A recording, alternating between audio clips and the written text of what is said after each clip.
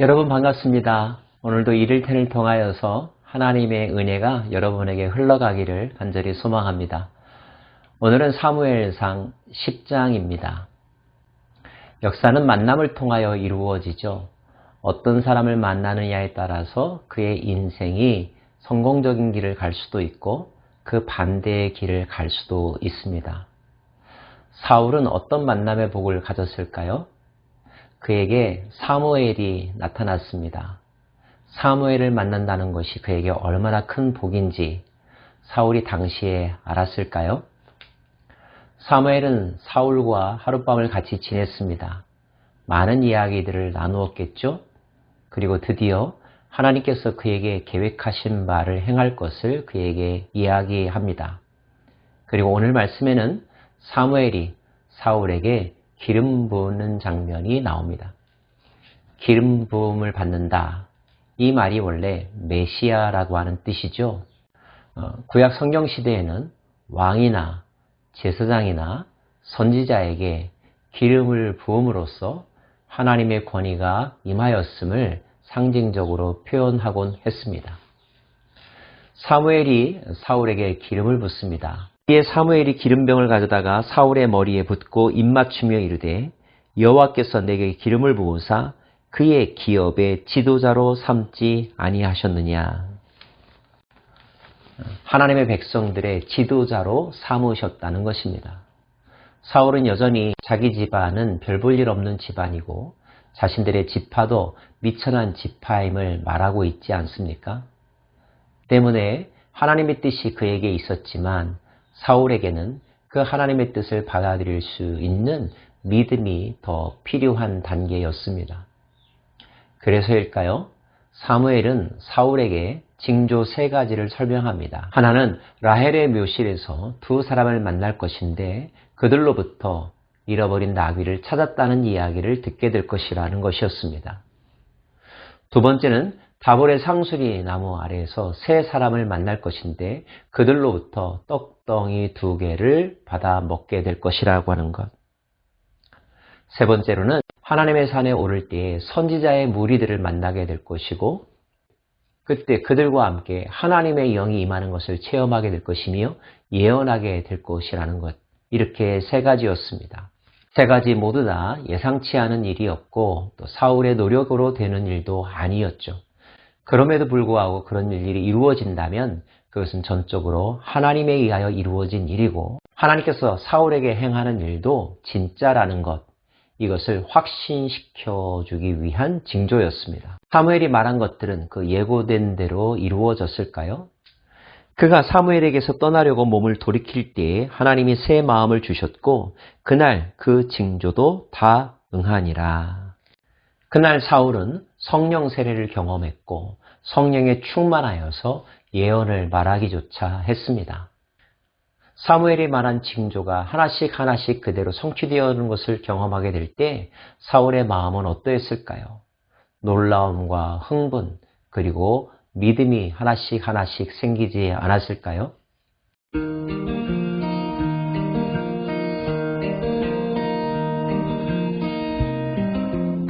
우린 여기서 한 가지를 질문하고 또 묵상하게 됩니다. 왜 사울에게 이런 징조가 필요했겠느냐 하는 거죠.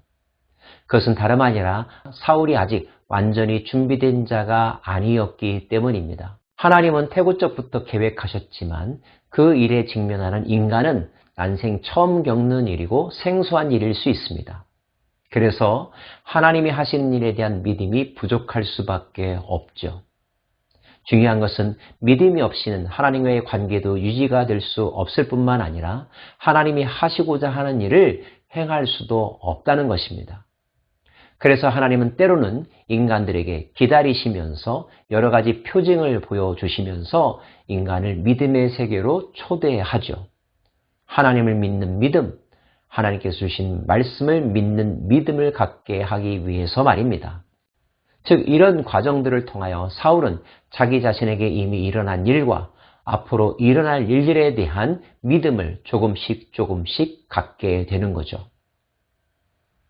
하지만 100%는 아닙니다. 여전히 사울의 마음 한구석에는 못 믿어온 부분이 있고 자신 없는 부분이 있었죠. 그러한 예를 보여주는 것이 그가 숙부를 만나서 한 이야기의 내용입니다.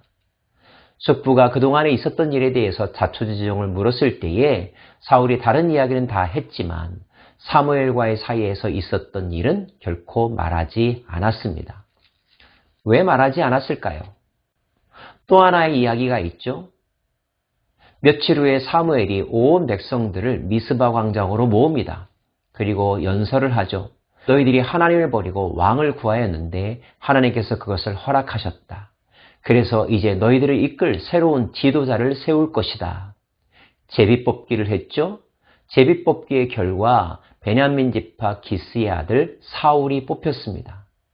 그런데 정작 사울이 그 순간에 나타나지 않았습니다. 하나님께 여쭈었더니 하나님은 지금 그가 진보다리 뒤에 숨어 있다고 말씀하셨습니다. 이 결정적인 순간에 사울은 왜 숨어 있었던 것일까요? 여전히 그의 마음 가운데 두려움이 있었고 미심쩍음이 있었던 것입니다. 이것이 인간의 모습이죠. 하나님께서 우리에게 찾아오시고 은혜의 선물을 베풀어 주시지만 그 가운데 단번에 그 하나님을 전적으로 믿는 사람이 얼마나 될까요? 모두 다 따져보며 미심쩍어하며 쭈뼛쭈뼛하며 조금씩 믿어가는 과정을 거쳤을 뿐입니다.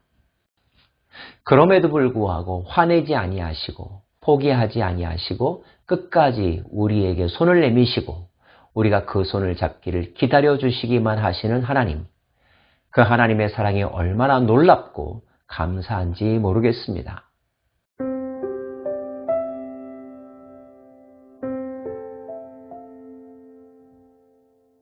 사무엘은 모든 사람이 모인 미스바 그 광장에서 사울을 이스라엘의 왕으로 추대합니다.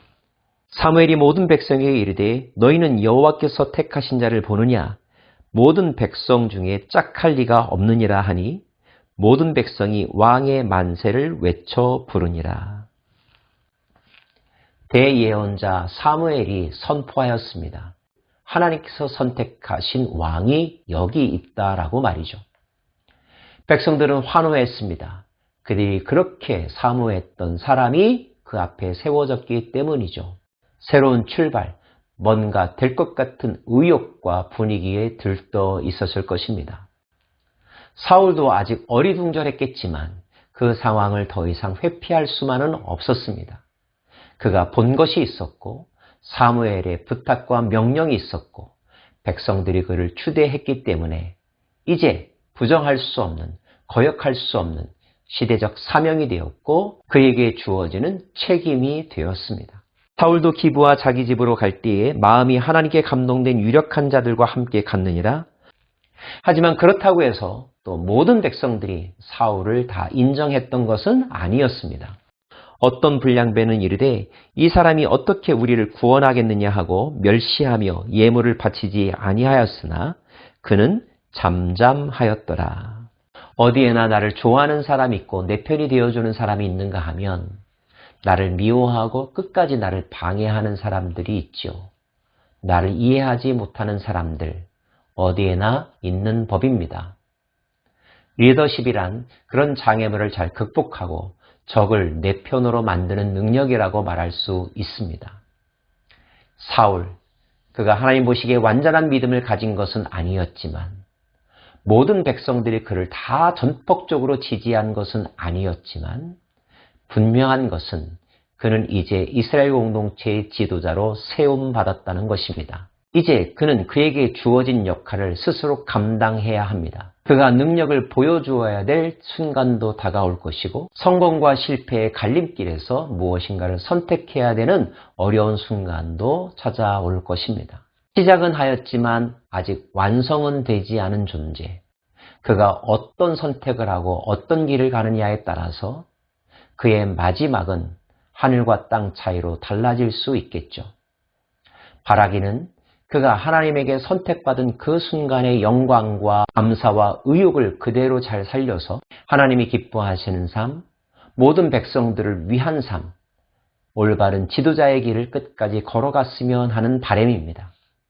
성경에 나오는 사울이 바로 나 자신이라고 적용하면서 응원하고 노력하고 기도하면서 그 뜻을 이루어가는 저와 여러분 되기를 간절히 바랍니다.